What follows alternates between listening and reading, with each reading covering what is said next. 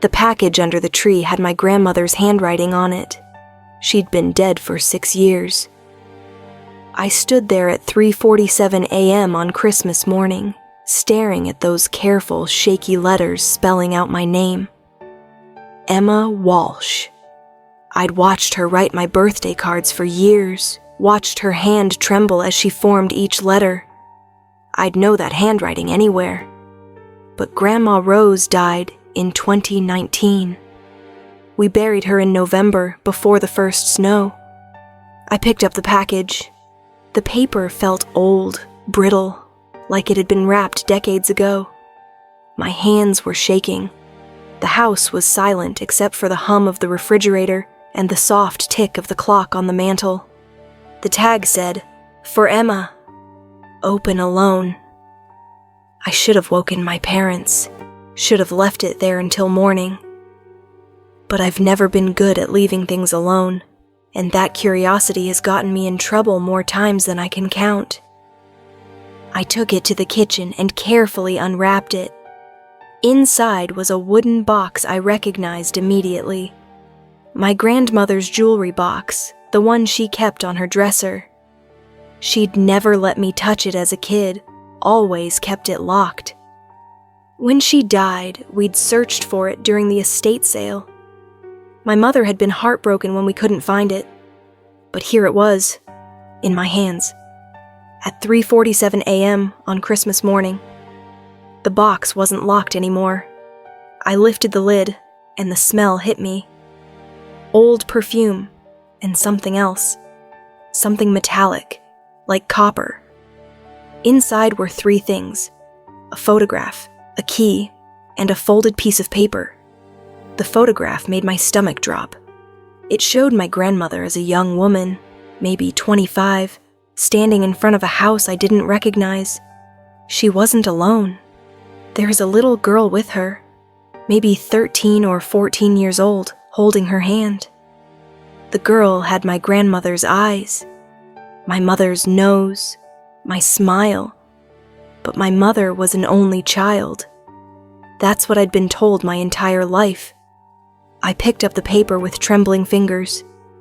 My grandmother's handwriting covered both sides, cramped and urgent.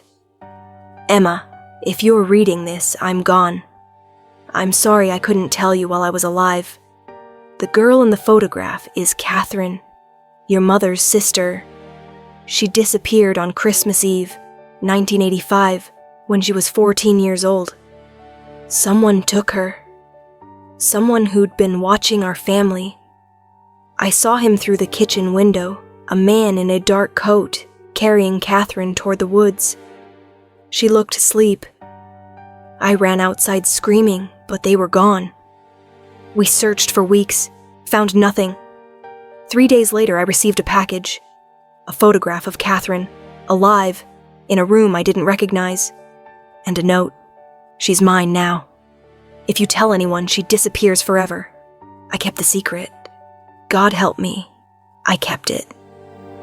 Every Christmas after that, I received another photograph. The last one came in 2012. She was 41 years old. The key opens storage unit 247 at Secure Space on 82nd Avenue in Northeast Portland. Inside, you'll find all the photographs, all the evidence. Find her, Emma. She's still out there. Grandma Rose. I read it twice, my heart hammering. This couldn't be real. But the handwriting was perfect. The box was real. And the photograph? I looked at it again. The girl had a birthmark on her left wrist, shaped like a crescent moon. My mother had the same birthmark. She'd always said it was hereditary. The girl in the photograph had it too. My phone said 4:15 a.m. I searched for Secure Space on 82nd Avenue. It existed. Open 24 hours. I grabbed my keys and left a note. Couldn't sleep. Went for a drive. Back soon. The streets were empty, Christmas lights glowing in windows. I felt like I was moving through a dream. Something was wrong. I could feel it in my bones. The storage facility sat in an industrial wasteland, surrounded by warehouses with broken windows that looked like empty eye sockets. The Christmas lights on nearby buildings blinked in stuttering patterns, creating waves of shadow across the parking lot. The gate opened with a code printed on the back of the key. Inside, rows of orange doors stretched into the darkness, lit by fluorescent lights that buzzed and flickered. The air smelled wrong. Not just dust and concrete, but something organic underneath. Something that had been sealed away for a long time. Unit 247 was in the back corner. My hands were shaking as I unlocked it. When I pulled the door up, the smell intensified. Dust and old paper and that same perfume from the box, mixed with something stale and sour. Inside was a single filing cabinet. I turned on my phone's flashlight and opened the top drawer. It was full of photographs, organized by year in labeled folders. I started with 1985. There she was, Catherine, 14 years old, sitting on a bed in a sparse room. White walls, a single window with bars. She was staring at the camera with hollow eyes. I went through them systematically, watching my aunt age in captivity. Each year she looked thinner, more distant. By her 20s, her face was blank, emotionless. By her 30s, the rooms looked nicer. A bookshelf, a rug, like she'd been given privileges, or like she'd stopped fighting. The last photograph was dated 2012, 41 years old. She was sitting in what looked like a living room, holding a cup of coffee. She could have been anyone, except for her eyes. Even smiling, her eyes were dead. I was about to close the drawer when I heard it. Footsteps. In the corridor outside. Slow. Deliberate. Getting closer. I froze, my flashlight beam cutting through the darkness. The footsteps stopped directly outside Unit 247. Then silence. I held my breath, listening. My heart was pounding so hard I could hear it in my ears. A shadow moved across the gap under the door. Someone was standing right outside. I waited for them to open the door, to demand what I was doing here. But they just stood there. Breathing. I could hear breathing through the gap. Then the footsteps moved away, fading down the corridor. I waited 30 seconds, then pulled out my phone with shaking hands and called 911. The detective who answered sounded skeptical until I explained what I'd found. Then her voice changed, became sharp and focused. She told me to stay where I was, that officers were on their way. I waited in my car, doors locked, watching the entrance. The sun was coming up, turning the sky pink and gold. Christmas morning. I kept thinking about those footsteps, about someone standing outside the unit, listening to me discover my grandmother's secret. The police arrived 20 minutes later. 3 cars, lights flashing. They took my statement, photographed everything, bagged the evidence. The detective, a woman named Sarah Chen, sat with me in her car. "We'll analyze the photographs, look for identifying details," she told me. "But Emma, you need to understand. 27 years in captivity changes people." I nodded, thinking about that last photograph, the smile that didn't reach Catherine's eyes. Detective Chen drove me back to my parents' house. When I walked in, my mother grabbed me. "Where were you? We were about to call." "Mom," I said, "we need to talk. About Grandma Rose. About Christmas Eve, 1985. I watched the color drain from her face. "You know?" she whispered. I showed her everything. The box, the letter, the photographs. I watched something break inside my mother as she looked at each image. "I was 7 when Catherine disappeared," she said finally. "I remember her, but after My parents never talked about her. They took down all her photographs. I asked about her once when I was 10. Mom told me I'd had a sister, but she was gone, and we weren't allowed to talk about it. Tears were running down her face. I thought she was dead, Emma. I thought they couldn't bear to talk about her because she'd died. She didn't die, I said. Someone took her. And Grandma knew she was alive. Nothing could have prepared me for what came next. The next 3 days were chaos. Police interviews, media attention, investigators going through my grandmother's house. They found her journals hidden in the attic. Years of guilt and fear. On December 28th, Detective Chen called me. "We found her," she said. "We found Catherine." My heart stopped. She's alive. She's in Seattle. We tracked down the house from the 2012 photograph. He moved there in 2015. We arrested him this morning. And Catherine? There was a long pause. She was there. She's not being held captive anymore, Emma. She's been living with him. She says by choice. The words didn't make sense. What? Stockholm Syndrome. After 27 years, she's bonded with him. She doesn't remember her old life. She doesn't want to remember. I felt sick. Can I see her? Not yet. She's undergoing evaluation. But I'll let you know. 2 weeks later, Catherine agreed to meet us. Just my mother and me, in a supervised room at the police station.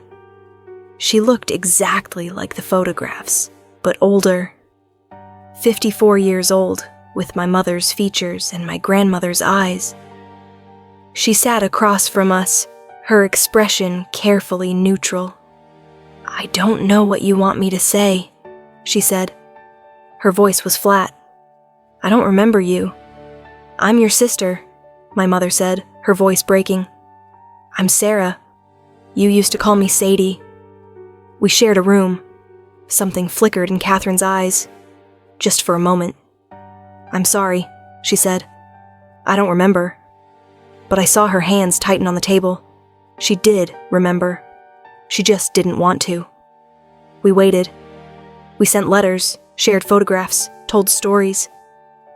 3 months later, my phone rang. Unknown number. "Emma?" The voice was hesitant. "This is Catherine. I was wondering if you and Sarah wanted to get coffee sometime." I started crying before I could answer. We met at a Starbucks in downtown Portland. Catherine was already there, hands wrapped around a cup of coffee. She looked terrified. My mother sat down across from her, and for a long moment they just stared at each other. "I remember," Catherine said finally, her voice barely a whisper. "I remember you reading to me before bed. I remember the stuffed rabbit. I remember Mom's perfume." She looked up, tears streaming down her face. "And I remember Grandma. She came to me in dreams all those years. She kept saying, 'Hold on, Catherine. Someone will find you. Emma will find you.'" My mother reached across the table and took her hand. The hair on the back of my neck stood up. My grandmother had been dead for 6 years. Catherine couldn't have known my name unless Grandma had really been visiting her dreams. Unless the box under the tree wasn't just a final message. It was a promise kept. It wasn't a happy ending. Catherine had years of therapy ahead of her.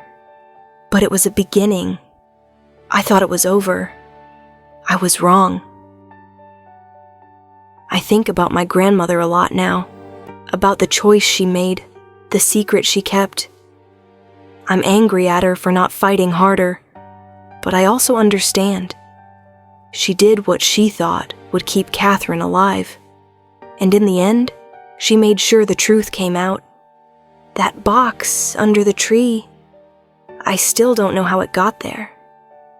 The police never found any evidence that someone broke in.